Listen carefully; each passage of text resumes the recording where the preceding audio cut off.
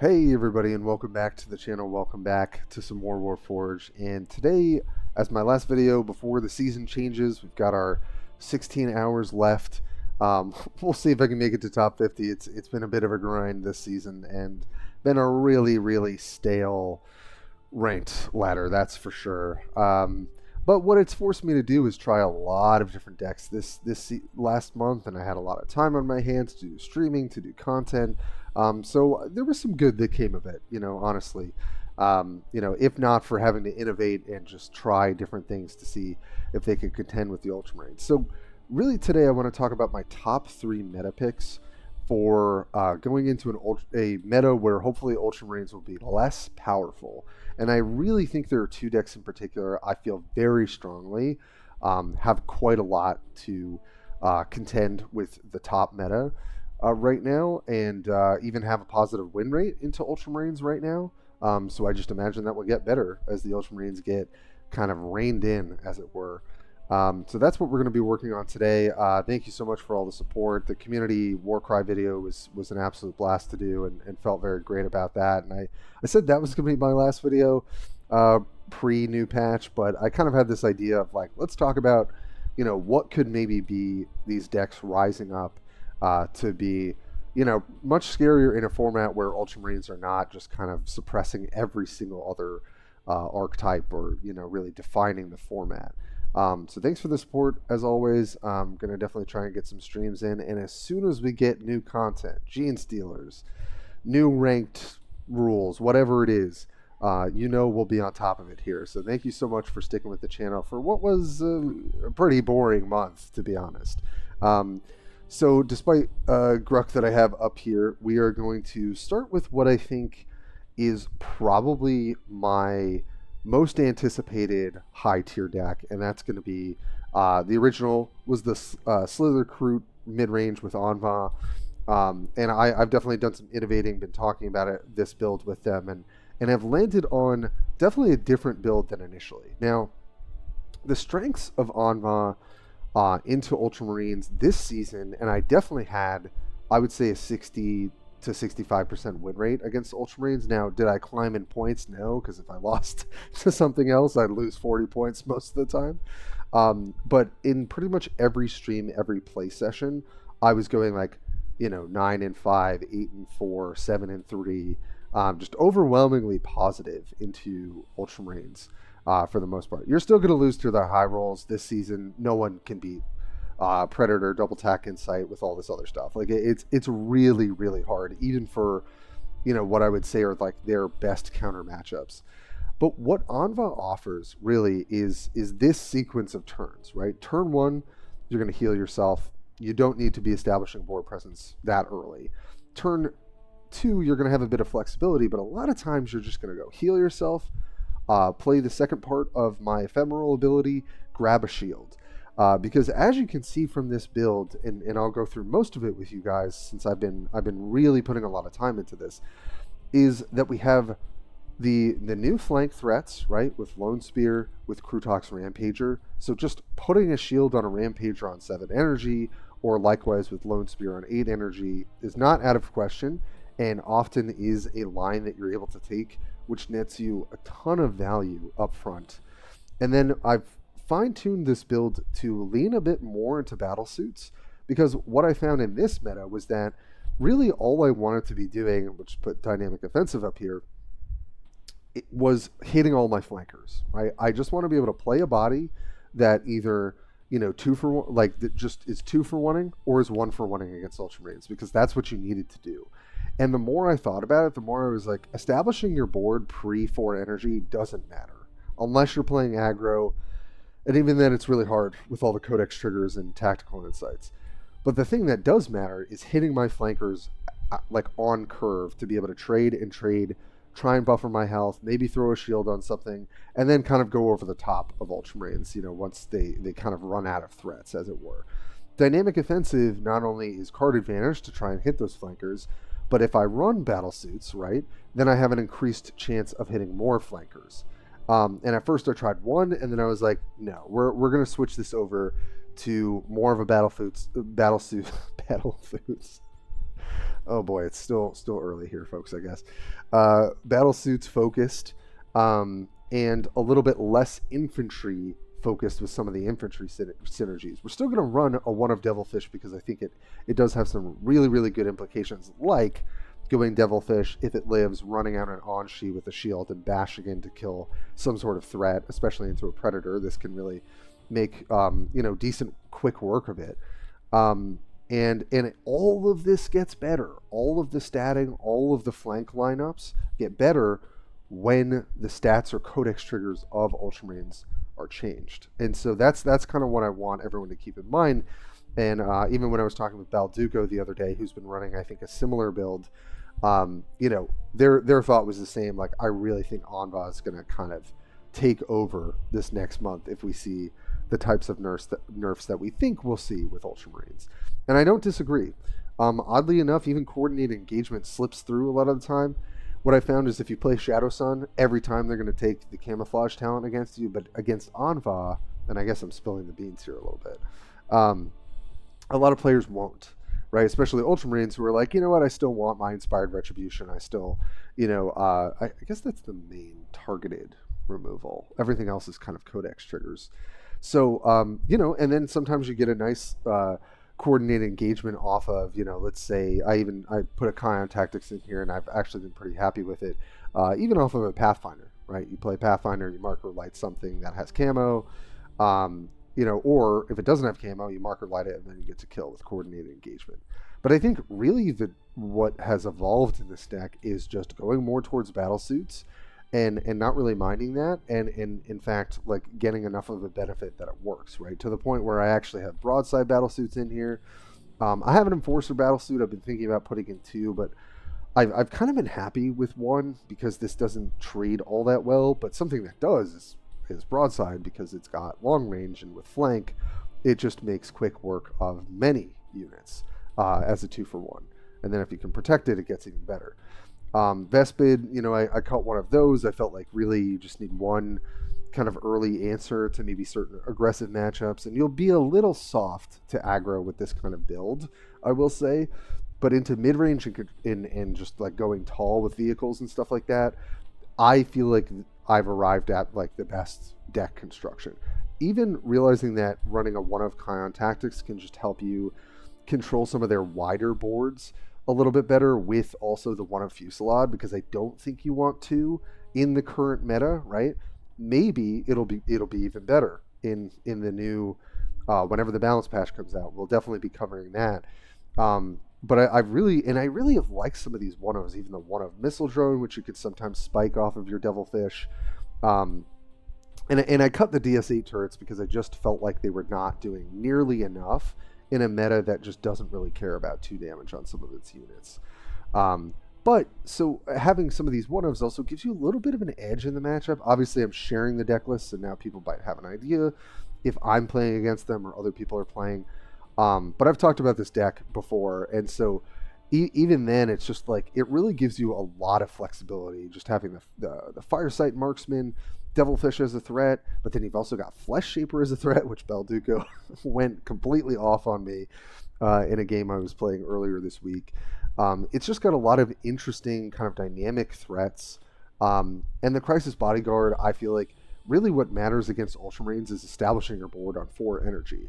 And you've just got some of really strong 4-drops in Crisis Bodyguard and Krutox Rider. And then really after everything after that, you just want to be playing flankers for the most part. So also nabbing that shield and then being able to present lethal with Storm of Fire really makes this deck getting closer back to the sort of potency it had, a couple patches ago, where it was basically like if you did not stop Aun'va from producing a board, he was just going to kill you for 20 damage with Storm of Fire. And I think we're slowly moving back toward that, except we're not doing it through drones. We're doing it through really beefy flanker, one-sided units that really demand answers from your opponent while you're also clearing their board. So going into week 1 of the new balance patch, whenever that hits, this is definitely going to be one of my top contender decks.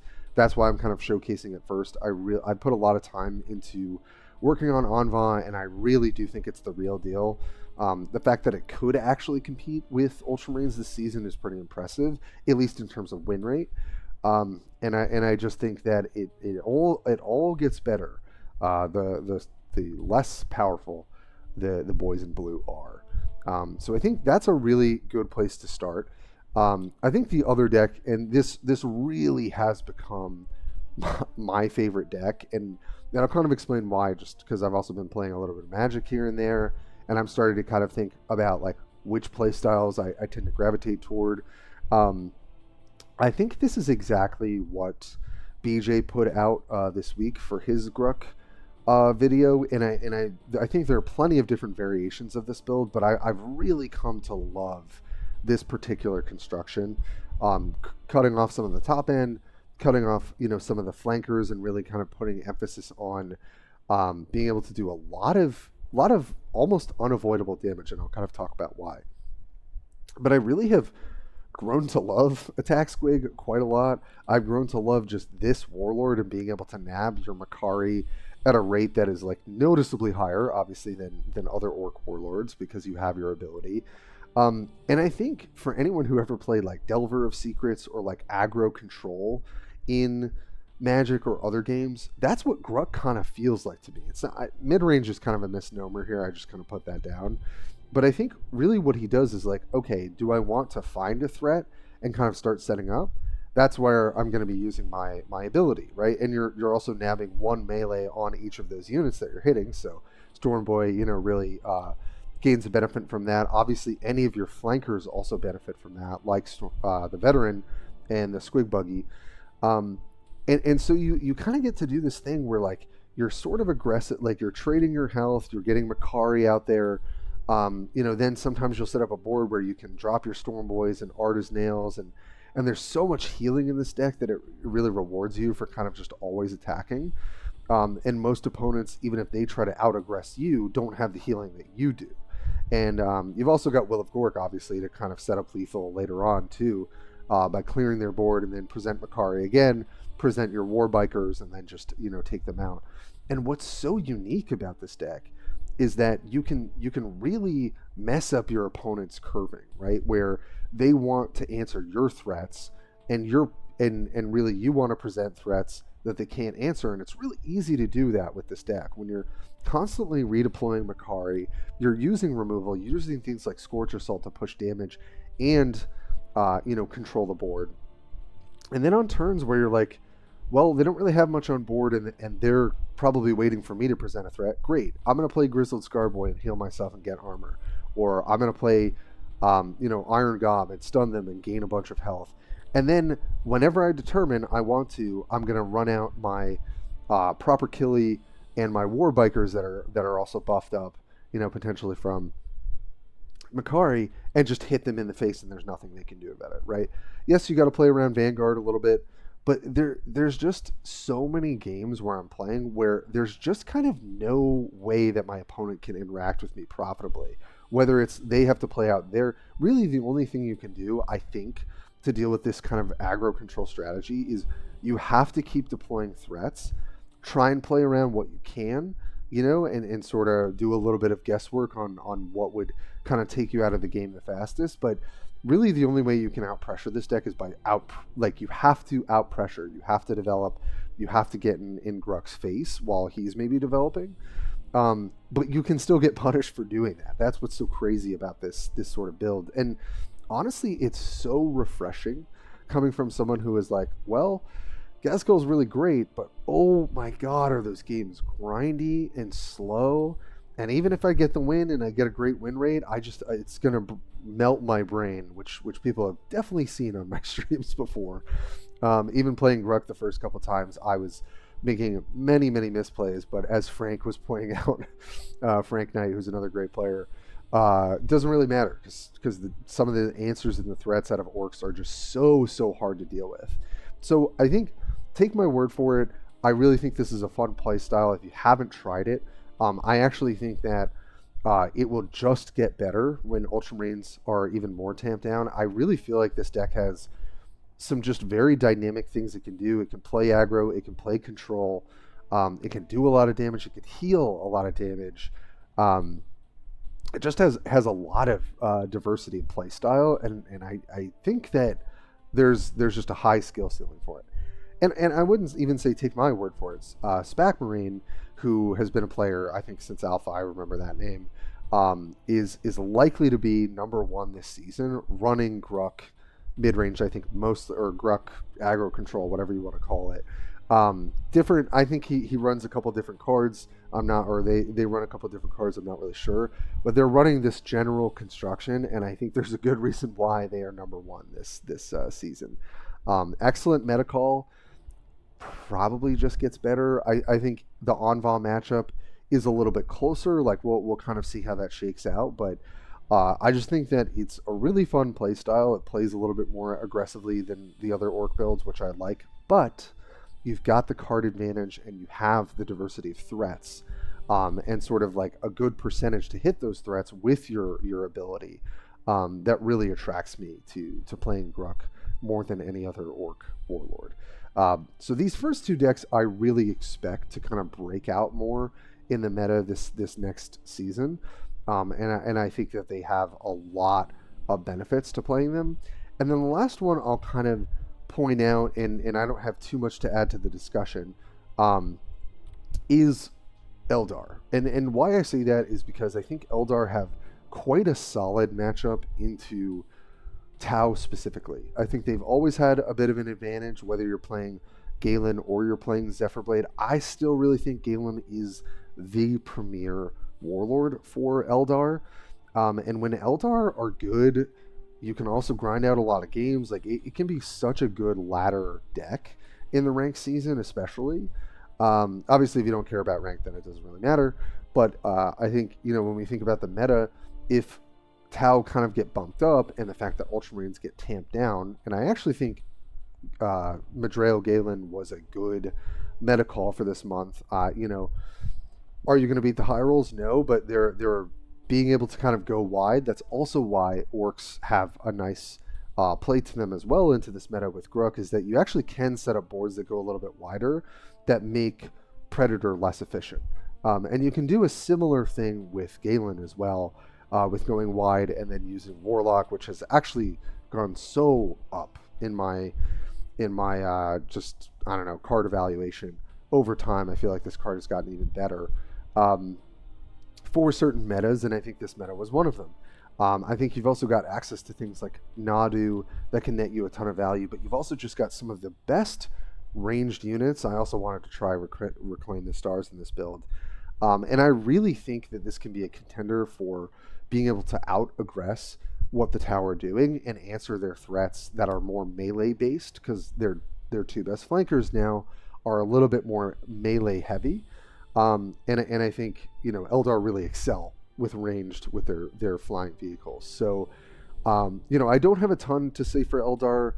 I really want to see some love for them in the balance patch, or like some sort of mini rework or something, since we're probably not going to see them reinforcement for a while, unless they throw Eldar a bone here.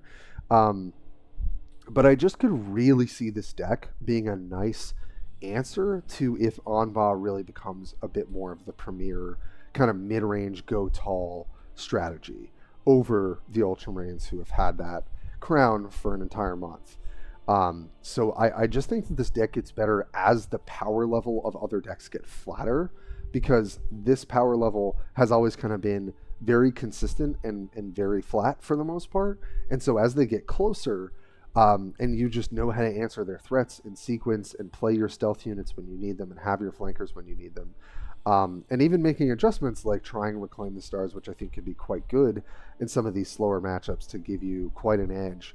I really feel like Eldar could come back, as it were. Now, an honorable mention, just to close this out here, I think, and sure, why not put the deck list up, is Tyranids. Now, I think that I have played a ton of time this season playing Tyranids. I do think that they have a lot of potent kind of threat to them, and could definitely come up if Ultramarines go down a bit.